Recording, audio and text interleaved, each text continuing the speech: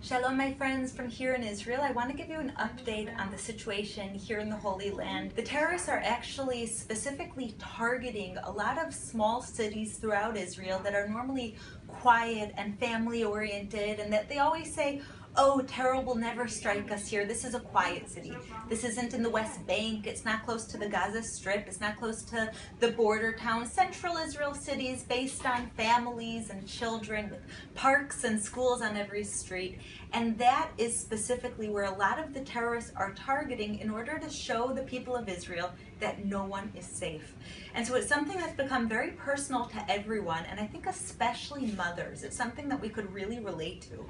Every day when I drop off my daughter, my 3-year-old daughter, at her kindergarten, the gates outside of her kindergarten are locked. The door going into the building is locked. And the truth is, there's been a lot of discussions, very passionate, heated discussions of should we even send our daughters and our children to this kindergarten if there's no security guard outside. My second grader at school came home the other day and said, we were on lockdown today because there were some people that were suspected terrorists outside.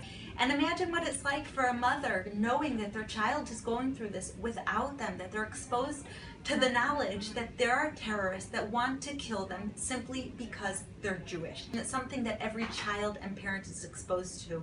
In fact, just now I was in a meeting and one of the fellowship workers was on her way home, and she was in the middle of a terror attack that she was the first one to perform life-saving first aid to a 15-year-old boy who was stabbed.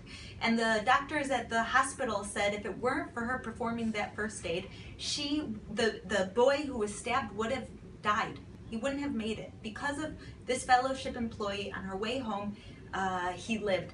That this is something personal. You don't see this on the news, but that's the goal of the terrorists, that every single person in Israel should live in fear because we're Jewish. And so I encourage you to stand with Israel and the Jewish people, especially now, and let your voice be heard that you stand with Israel as we fight terror, as we stand for the values that Americans and Israelis hold dear, the Judeo-Christian values of life, of freedom, of democracy.